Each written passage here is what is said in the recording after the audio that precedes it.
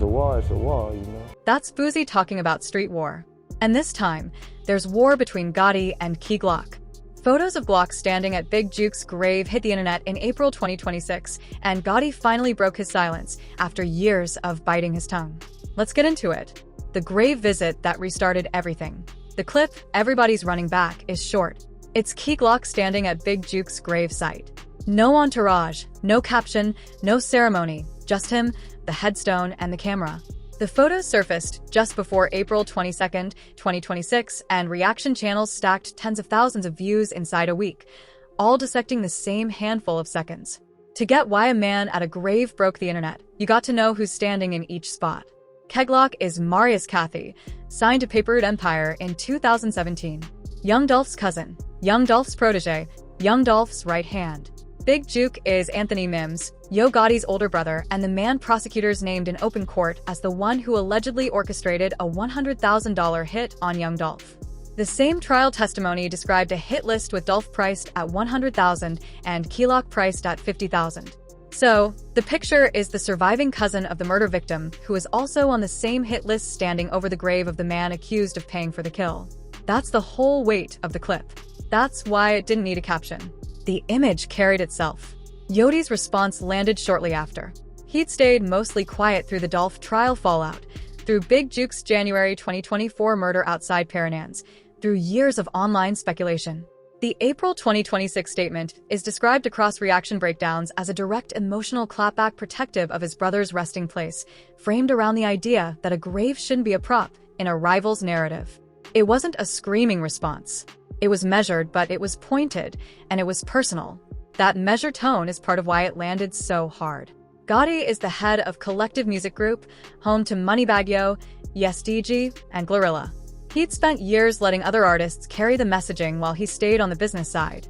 Breaking that pattern in April 2026 told fans the grave visit had crossed a line no diss track had reached.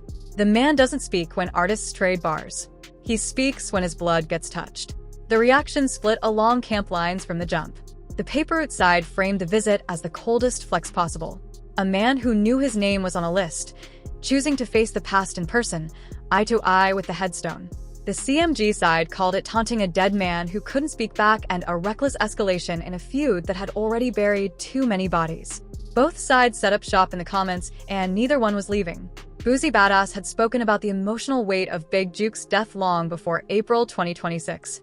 And what he said feeds directly into why the grave visit hit the way it did. I had just talked to Juke probably about 3 weeks before that. He was hollering at some guys wanted to feature in California. That tone of personal closeness is what gets weaponized when a rival shows up at the grave. To CMG, Big Juke isn't a villain in a court file. He's a brother whose voicemails people still got saved. And I don't know, man. I just shook my head, man. I thought about Gotti, Thought about Gotti, that's the Register Gotti's response is operating in the grave visit to that side of the feud is a wound being reopened on camera. To the other side, it's a survivor refusing to pretend the dead man was innocent. Both readings are alive in the same comment sections at the same time, and neither one is bending. In order to understand why a single trip to a grave site could detonate this hard in 2026, we got to rewind to the rejected deal in 2014 and walk through how label disagreement turned into a decade of bullets, bodies, and unanswered questions in Memphis. The 2014 rejection and the 2017 explosion. The whole feud starts with a meeting that didn't end the way Yo Gotti wanted. In 2014, Gotti reportedly offered young Dolph Adolph Thornton Jr. a deal at CMG. Dolph turned it down flat. He built Papered Empire as an independent operation. Hustling mixtapes out of his trunk and signing to another Memphis artist's label felt like a step backward, not a step up. The man wanted his own throne, not a chair at somebody else's table. That rejection is the seed for everything that comes after. From Gotti's chair, an established Memphis rapper had passed on his hand. From Dolph's chair, his independence was the whole point of his career. There was no version of that meeting where both men walked away satisfied, and the streets were going to feel the difference. The tension stayed underground for 2 years. Then, in 2016, Dolph dropped King of Memphis. The title alone was a direct shot at Gotti's claim to the city.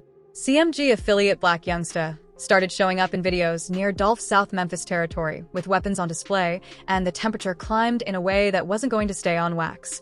In February 2017, Dolph dropped the diss track that broke the dam. The track called Gotti Gotti and made personal claims about the mother of Gotti's child. It wasn't a label feud anymore. It was a public attack on Gotti's family, his manhood, and his name in the city he was trying to rule. Gotti's response came through Moneybagg Yo's Don't Beef With Me, which never named Dolph, but flexed the major label posture. Dolph mocked the response in a follow-up video featuring a Gotti lookalike. He was laughing at the man. Then the wax stopped being the story. On February 25, 2017, young Dolph's armored SUV took more than 100 rounds in Charlotte, North Carolina. Dolph survived without a scratch and performed his show that same night.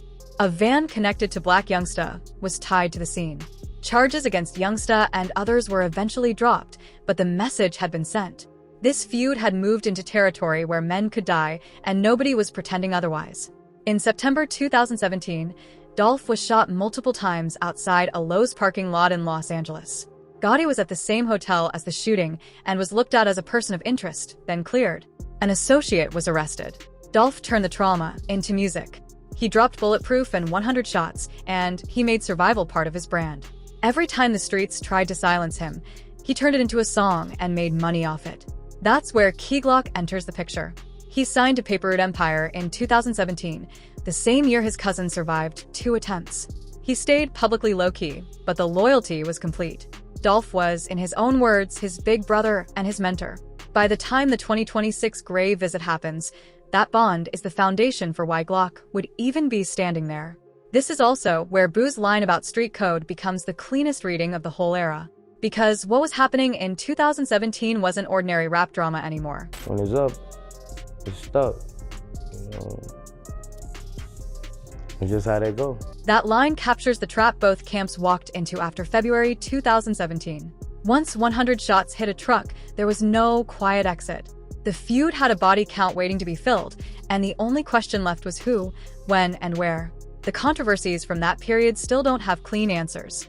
Court documents from later trials suggested label jealousy and street politics tangled together.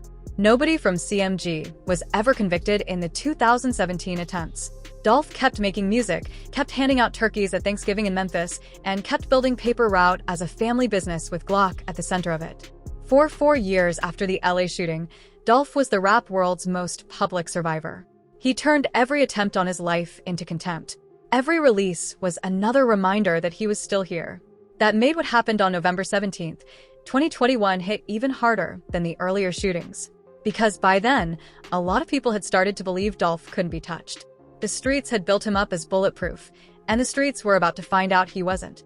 To see how a 2017 feud became a 2024 federal trial that named Gotti's own brother as the alleged paymaster, we got to walk through what happened at Makita's Cookies and what came out of the courtroom 3 years later.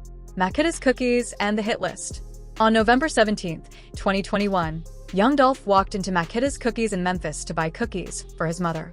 He was hit 22 times and pronounced dead at the scene. The man who'd survived 100 rounds in Charlotte and a Lowe's parking lot ambush in LA was killed buying cookies in his hometown in broad daylight doing something for his mama. The streets had finally caught him standing still. The arrest came over the following months. Justin Johnson, known as Straight Drop, and Cornelius Smith were charged with the murder. The 2024 trial turned into one of the most explosive rap-related court proceedings in years, and the reason was simple. Prosecutors didn't just put the shooters on the stand, they named who they said was paying. According to trial coverage, Cornelius Smith testified that Big Juke had paid him to kill young Dolph. The figure prosecutors put on the alleged hit was $100,000. Smith's account included details that sounded straight out of a movie. He testified that the shooters had FaceTimed Big Juke from the scene to confirm the kill. Real-time confirmation while the body was still warm. Justin Johnson's role in the alleged arrangement carried its own painful logic. Trial coverage described him as a rapper who craved a real shot at fame. And prosecutors said Big Juke had dangled a CMG record deal along with the cash. The picture prosecutors painted was a man weaponizing the exact thing every street rapper wanted. A major label co-signed to buy a murder. The dream itself was the bait. Then there was the hit list. Reporting on the trial described a list circulated widely online, including by DJ academics that priced young Dolph at $100,000 and Glock at $50,000 with other Paper Route affiliates priced lower. That list is the document that turns the 2026 grave visit from a symbolic gesture into something heavier. Glock didn't just lose his cousin. According to that trial record, he was supposed to die, too. Same paperwork, smaller number, same outcome intended. Justin Johnson was convicted and sentenced to life. The proceedings against the other defendants moved forward in their own timelines, but the man whose name kept coming up as the alleged paymaster never sat in a defendant's chair because Big Juke was already dead by the time the trial got going. Anthony Big Juke Mims was 47 when he was killed on January 13, 2024 outside Pony's Restaurant and Event Center in Memphis. He'd attended a repast for a family friend. As he left, multiple shots were fired. Surveillance footage captured a white Ford Explorer fleeing the scene. He was Yo Gotti's older brother and CMG's behind-the-scenes operator, project manager, talent scout, promoter, and family enforcer Alan One. The detail that fans kept running back was his final Instagram post, a cryptic warning about snakes and staying alert posted before he walked out of Perrin's. The case remains unsolved. No arrests. A reward of $40,000 sits on the table. Whoever pulled the trigger is still walking somewhere. To understand the kind of presence, Big Juke was on the business side of CMG. His own old IG live footage tells the story better than any obituary could. If y'all got somewhere to stay, I'll pay your car note. That was Big Juke running the room, pitching artists publicly, flexing CMG's open checkbook during a period when other labels were tightening up. I'll pay your jewelry note so you won't get repoed. You feel me? Whatever else you renting or leasing, I'm gonna pay that. But when this break back over, I want 10%. That tone, half pitch and half flex, is the version of Big Juke the streets remember. Now overlay that against the trial testimony, and you can see why his death produced the reaction it did. To CMG, he was the man on live offering rent and car notes. To the prosecution, he was the man on FaceTime confirming a kill. Same person, two completely different files. Glock's reaction to Big Juke's 2024 death set the temperature for everything that came after. On IG Live, he addressed it heated. He referenced his cousin being killed with a shotgun and dismissed the idea that he should offer condolences for the man trial witnesses had named as the paymaster. It was cold. It was deliberate, and it told everybody watching exactly where Glock stood. To see how that 2024 IG Live response evolved into the April 2026 grave visit and how fans started lining up to defend or condemn it, we got to look at how the public sorted itself into camps online. Camp loyalty. The internet's response to the April 2026 grave visit didn't unfold gradually. It hit all at once, and it hit in two clearly opposed waves. YouTube reaction channels, including the main breakdown that crossed tens of thousands of views in days, became the central gathering points, with TikTok and Instagram feeding clips into the broader feed. The algorithm fed on it for days.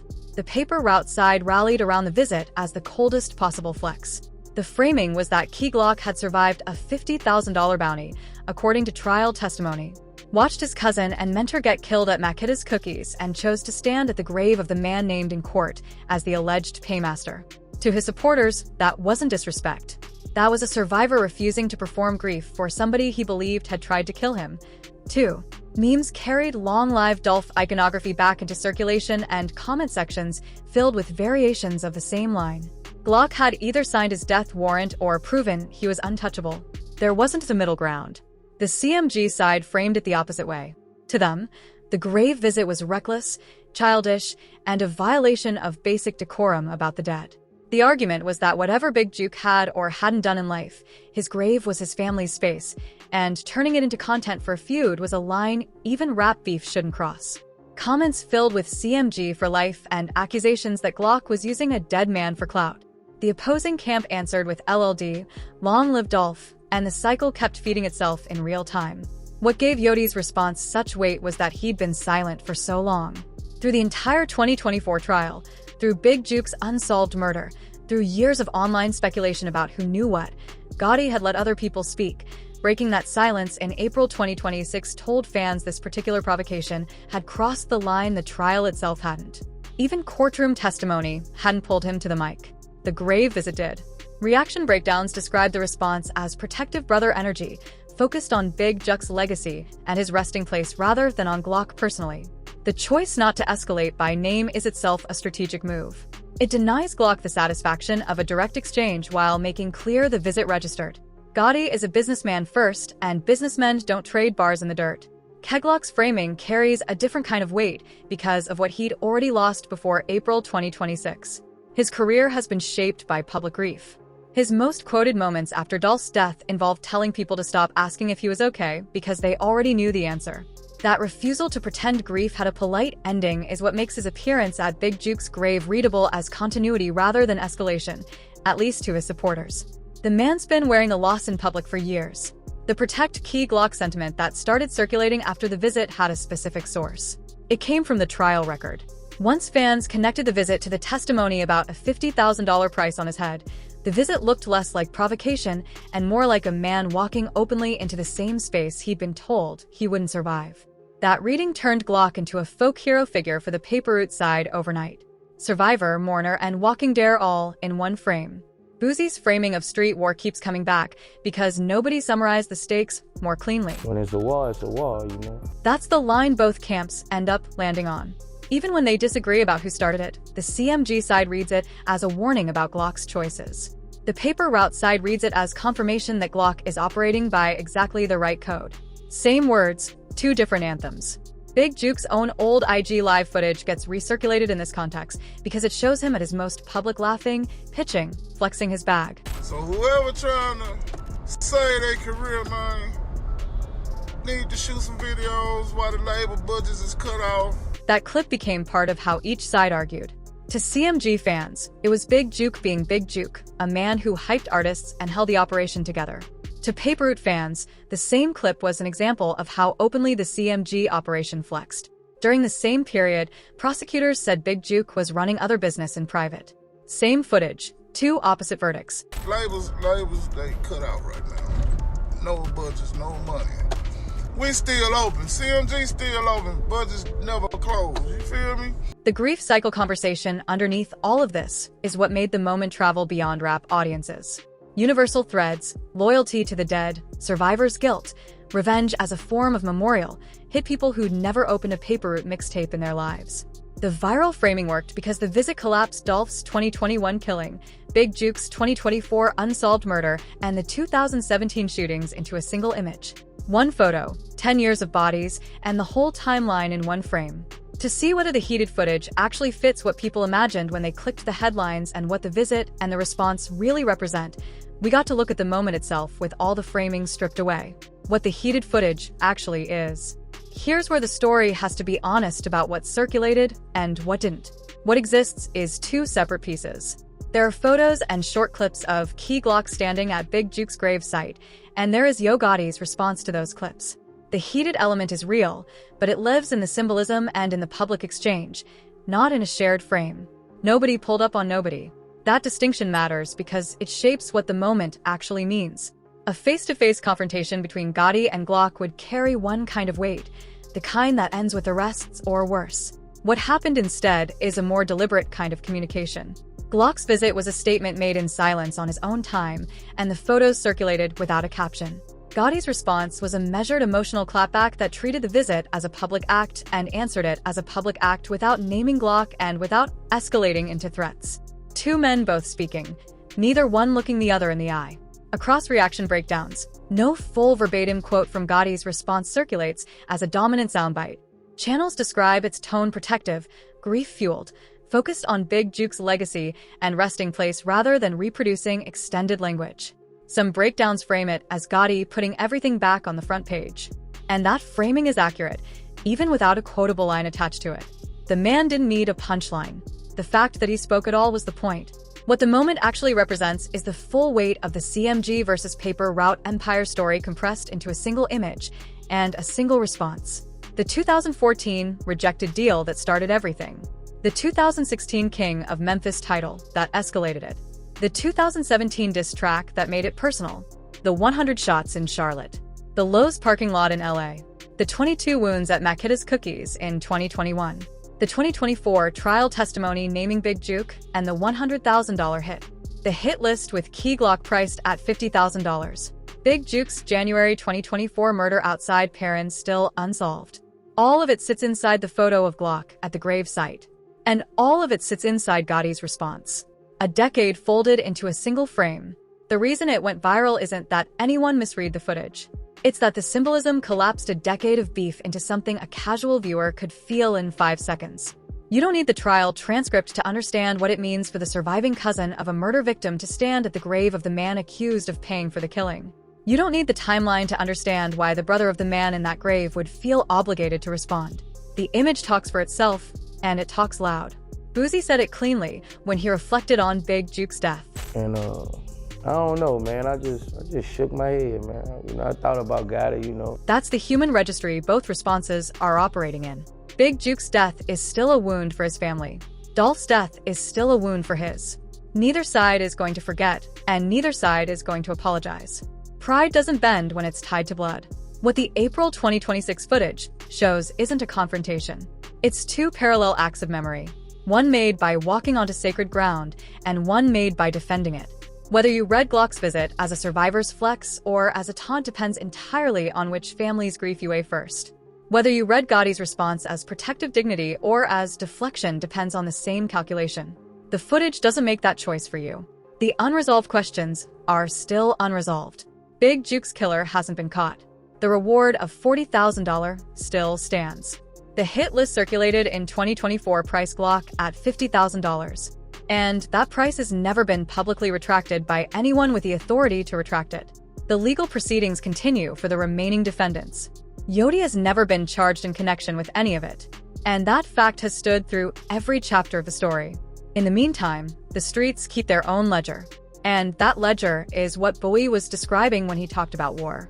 The April 2026 footage didn't end anything. It showed how live every chapter still is, and how each side is still keeping count. Memphis remembers, the internet remembers, and as long as both sides keep walking, the story keeps writing itself. If you enjoyed this video, click on any of the cards on your screen to keep it locked.